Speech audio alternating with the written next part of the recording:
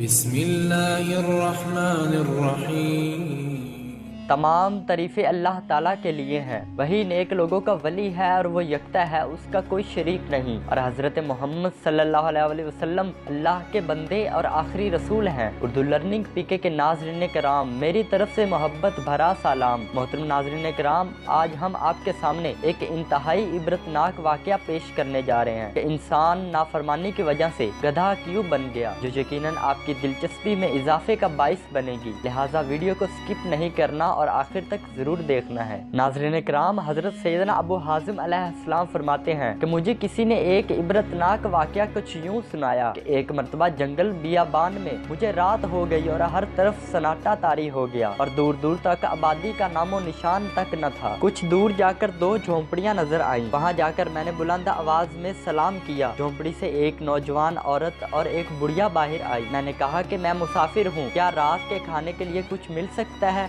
نوجوان عورت نے کہا کہ اللہ عز و جل کی قسم، اس ویران جنگل میں ہمارے پاس ایسی کوئی چیز نہیں جس سے ہم آپ کی کچھ مدد کر سکیں، اور نہ ہی ہمارے پاس کوئی حلال جانور ہے جسے ہم ذبح کر کے آپ کے مہمان نوازی کی جا سکے۔ میں نے کہا کہ تم دونوں اس ویران جنگل میں کس طرح گزر بسر کرتی ہو؟ اس نے کہا کہ اللہ عز و جل کی عطا، اس کے نیک بندوں اور مسافروں کے سہارے ہماری زندگی کے دن گزر رہے ہیں۔ یہ سن کر میں ایک تھوڑی دور جگہ پر ٹھہر گیا۔ جب آدھی رات گزر گئی تو اچانک ایک سمت سے گدھے کے چیخنے کی آوازیں آنے لگی۔ خدا کی قسم، صبح تک وہ آوازیں مجھے سنائی دیتی رہیں۔ نیند مجھ سے کوسوں دور تھی۔ میں نے وہ رات جاگ کر گزاری اور صبح اٹھ کر میں اس سمت چل دیا جہاں سے آوازیں آ رہی تھی۔ وہاں پہنچا تو ایک عجیب و غریب منظر دیکھا۔ حیران رہ گیا کہ ایک قبر تھی جس میں سے ایک گدھا گردن تک دفن تھا، اس کے سر اور پیٹھ سے پٹی ہٹ چکی تھی۔ اس بھیانک منظر کو دیکھ کر مجھ پر کپ کپی طاری ہو گئی۔ میں وہاں سے واپس آ گیا اور ان دونوں عورتوں کے پاس پہنچ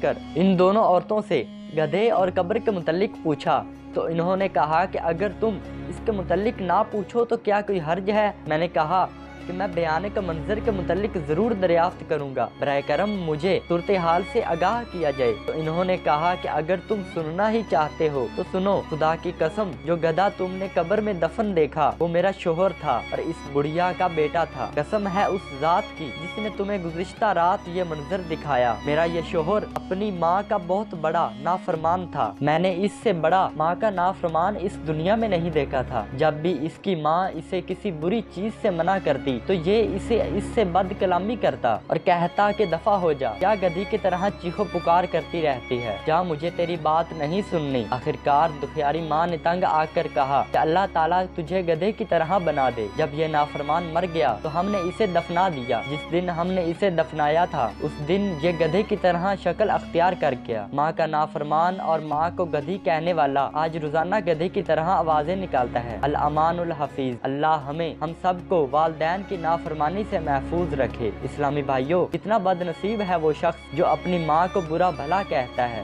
ایسے نافرمانوں کا انجام بھی ایسا بھیانک ہوتا ہے کہ عبرت کی علامت بن جاتا ہے۔ بعض ایسے نافرمانوں کو دنیا ہی میں ہولناک مناظر دکھائے جاتے ہیں کہ وہ گناہ سے بچ جائیں اور توبہ کر لیں۔ ناظرین کرام، ماں باپ کا مرتبہ دین و دنیا میں بہت زیادہ ہے۔ اللہ اور اللہ کے رسول ہمیں والدین کی اطاعت کا حکم دیتے ہیں۔ بدبخت اور ندار ہے وہ شخص جس کے والدین اس سے ناراض ہوں۔ والدین کی ناراضگی اللہ کی ناراضگی ہے اور ان کو اف تک کہنے سے منع کیا گیا ہے۔ جو لوگ والدین کی نافرمانی کرتے ہیں وہ آخرت میں تو سزا کے مستحق ہوتے ہیں لیکن دنیا میں بھی ذلیل و خوار ہوتے ہیں۔ محترم ناظرین کرام، یہ واقعہ عیون الحقائق جس کے مؤلف امام ابو الفرج عبد الرحمن بن جوزی علیہ السلام ہے، اس سے لیا گیا ہے۔ یہ ویڈیو اگر آپ کو اچھی لگی تو ویڈیو کو لائک اور چینل کو سبسکرائب ضرور کریں۔ اپنا اور اپنے گرد و نواح کا خیال ضرور رکھیں۔ اگر سانسوں کی روانگی نے ساتھ دیا تو اگلی دفعہ آپ کے لیے ایک اور ویڈیو لے کر حاضر ہوں گے۔ تب تک کے لیے اللہ حافظ۔